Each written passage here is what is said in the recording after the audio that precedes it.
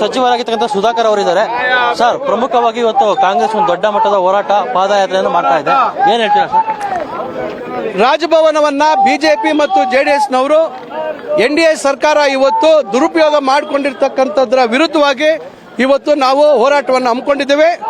ಏನು ಮುಖ್ಯಮಂತ್ರಿಗಳ ವಿರುದ್ಧ ಕೊಟ್ಟಿರ್ತಕ್ಕಂಥ ಅನುಮತಿ, ಆ ಅನುಮತಿಯನ್ನು ಹಿಂದೆ ಪಡಿಬೇಕು ಮತ್ತು ಕುಮಾರಸ್ವಾಮಿ ಅವರು, ಶಶಿಕಲಾ ಜೊಲ್ಲೆ ಅವರು, ಮುರುಗೇಶ್ ನಿರಾಣಿ ಅವರು ಮತ್ತು ಜನಾರ್ದನ್ ರೆಡ್ಡಿ ಅವರು, ಈ 4 ಜನರ ವಿರುದ್ಧವಾಗಿ ಲೋಕಾಯುಕ್ತ ಏನು ಅನುಮತಿಯನ್ನ ಕೇಳಲಿಕ್ಕೆ ಬಯಸಿದೆ, ಆ ಅನುಮತಿಯನ್ನ ಕೊಡಬೇಕು, ಅವರನ್ನ ಹೆಚ್ಚಿನ ತನಿಖೆಗೆ ಒಳಪಡಿಸಬೇಕಾಗುತ್ತೆ. ಎಲ್ಲ ಒಂದ್ ಕಡೆ ರಾಜ್ಯಪಾಲರು, ಒಂದ್ ಕಡೆ ಸುಳ್ಳು, ಒಂದ್ ಕಡೆ ಬೆಣ್ಣೆ ಅಂತ ಅನಿಸ್ತಾ ಇದೆ ಸರ್. ಖಂಡಿತ ಇವತ್ತು ನಾವು 1 ವರ್ಷ ಬಹಳ ನಿರಾಳವಾಗಿದ್ವಿ.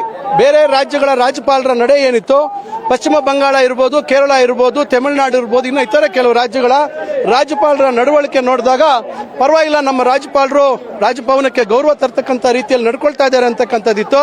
ಆದರೆ ಬಿಜೆಪಿ ಜೆಡಿಎಸ್ನವರ ಅಧಿಕಾರಕ್ಕೆ ದಾಕ್ಕೆ ರಾಜಭವನವನ್ನ ಬಲಿ ಕೊಡ್ತಾರೆ ನಮ್ಮ ರಾಜ್ಯಪಾಲರು ಅಂತಕ್ಕಂಥದ್ದನ್ನ ನಾವು ಊಹೆ ಮಾಡಿರಲಿಲ್ಲ. ಆದರೆ ಇವತ್ತು ನಾವು ಇದರ ಹೋರಾಟವನ್ನ 7 ಕೋಟಿ ಕನ್ನಡಿಗರ ಒಂದು ಜನಾದೇಶವನ್ನ ವಿರುದ್ಧವಾಗಿ ಇವತ್ತು ಏನು ನಡ್ಕೊಳ್ತಾ ಇದ್ದಾರೆ ಅದರ ಹೋರಾಟಗಳನ್ನ ನಾವು ಇನ್ನೂ ಹೆಚ್ಚಿನ ಪರಿಣಾಮಕಾರಿಯಾಗಿ ಮಾಡ್ತಕ್ಕಂಥ ಕೆಲಸವನ್ನ ಮಾಡ್ತೇವೆ. ಬಿಜೆಪಿ ಹೇಳ್ತಾರೆ ಯಾವುದೇ ಕಾರಣಕ್ಕೂ ಸಹ ನಾವು ಕಾಂಗ್ರೆಸ್ ಸರ್ಕಾರವನ್ನು ಅಸ್ಥಿರಗೊಳಿಸೋದಕ್ಕೆ ಹೋಗೋದಿಲ್ಲ, ಅವರಾಗಿ ಅವರೇ ಕಚ್ಚಾಡ್ಕೊಂಡು ಹೊರಗಡೆ ಬರ್ತಾರೆ, ಇದು ಅವರು ಸುಮ್ಮನೆ ನಮ್ಮ ಮೇಲೆ ಗೂಬೆ ಕೂರಿಸ್ತಾರೆ ಅಂತ. ನೋಡಿ, ಈಗ ನಿಮ್ಮ ಮಾಧ್ಯಮಗಳಲ್ಲೇ ದಯವಿಟ್ಟು ತೆಗಿರಿ. ಸರ್ಕಾರ ಅಸ್ತಿತ್ವಕ್ಕೆ ಬಂದಾಗಿನಿಂದ ಯಾವ್ಯಾವ ರೀತಿ ಹೇಳಿಕೆಗಳನ್ನು ಕೊಟ್ಟಿದ್ದಾರೆ, ಯಾವ್ಯಾವ ಸಂದರ್ಭದಲ್ಲಿ ಕುಮಾರಸ್ವಾಮಿ ಹೇಳಿಕೆ ಕೊಟ್ಟಿದ್ದಾರೆ, ಬಿಜೆಪಿಯ ನಾಯಕರು ಹೇಳಿಕೆ ಕೊಟ್ಟಿದ್ದಾರೆ ಅಂತಕ್ಕಂಥದ್ದು ನೀವೇ ನೋಡಿ. ಲೋಕಸಭಾ ಚುನಾವಣೆ ಮುಗಿದ ಮೇಲೆ ಈ ಸರ್ಕಾರ ಇರೋದಿಲ್ಲ ಅಂತಕ್ಕಂಥ ಹೇಳಿಕೆಗಳನ್ನು ಕೊಟ್ಟಿದ್ದಾರೆ. ಚುನಾವಣೆ ಮುಗಿದ ಮೇಲೆ ಕೂಡ ಡಿಸೆಂಬರ್ ಒಳಗೆ ಈ ಸರ್ಕಾರವನ್ನು ತೆಗಿತೀವಿ ಅಂತಕ್ಕಂಥ ಹೇಳಿಕೆಗಳನ್ನು ಕೊಟ್ಟಿದ್ದಾರೆ.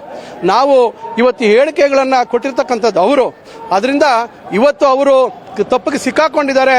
ಅವರ ದುರಾಸೆ ಇವತ್ತು ಬಯಲಿಗೆ ಬಂದಿದೆ ಅಂತಕ್ಕಂಥದ್ದನ್ನ ಮುಚ್ಕೊಳ್ಳಿಕ್ಕೆ ಹೇಳಿದ್ರೆ ಇದನ್ನು ಯಾರನ್ನೂ ಒಪ್ಲಿಕ್ಕೆ ತಯಾರಿಲ್ಲ. ಹಂಗಾರೆ ಕೇಂದ್ರ ಸರ್ಕಾರವನ್ನು ಯೂಸ್ ಮಾಡ್ಕೊಂಡು ಬಿಜೆಪಿ ಅವರು ಇಲ್ಲಿ ಸರ್ಕಾರ ಅಧಿಕಾರ ನಡೆಸಿದ್ದಾರೆ. ಖಂಡಿತ 100ಕ್ಕೆ 100 ಇವತ್ತು ಕೇಂದ್ರ ಸರ್ಕಾರದ ಅವರ ದುರಾಡಳಿತ, ಅವರ ದುರಂಕಾರದ ಮತ್ತು ಸರ್ವಾಧಿಕಾರಿ ಆಡಳಿತವನ್ನ ಇವತ್ತು ಬಳಸಿಕೊಂಡು ಎಲ್ಲ ಇವತ್ತು ಏನು ಬಿಜೆಪಿಯೇತರ ಸರ್ಕಾರಗಳಿದ್ದಾವೆ, ಎನ್ಡಿಎತರ ಸರ್ಕಾರಗಳಿದ್ದಾವೆ, ಅವನ್ನೆಲ್ಲವನ್ನ ಅಸ್ಥಿರಗೊಳಿಸ್ತಕ್ಕಂಥ ಒಂದು ಪ್ರಯತ್ನ ನಡೀತಾ ಇದೆ. ಅಂದ್ರೆ 137 ಸೀಟ್ ತಗೊಂಡ್ರು ಸಹ ಕಾಂಗ್ರೆಸ್ಗೆ ನೆಮ್ಮದಿ ಇಲ್ವಾ ಸರ್? ಇವತ್ತು ಆ ರೀತಿಯಾಗಿ ಅವರ ಒಂದು ಅಧಿಕಾರ ದುರುಪಯೋಗ ಏನು ನಡೀತಾ ಇದೆ. ಖಂಡಿತ ಇವತ್ತು ನೋಡಿ, ಜನರಿಗೆ ಒಳ್ಳೆ ಆಡಳಿತ ಕೊಡುವಂಥದ್ದಕ್ಕೆ ಅವಕಾಶ ಕೊಡ್ತಾ ಇಲ್ಲ. ನಾವು ಗ್ಯಾರಂಟಿಗಳು 5 ಗ್ಯಾರಂಟಿಗಳನ್ನು ಅನುಷ್ಠಾನ ಮಾಡಿರ್ತಕ್ಕಂಥದ್ದು ಸಹಿಸಲಿಕ್ಕೆ ಆಗ್ತಾ ಇಲ್ಲ.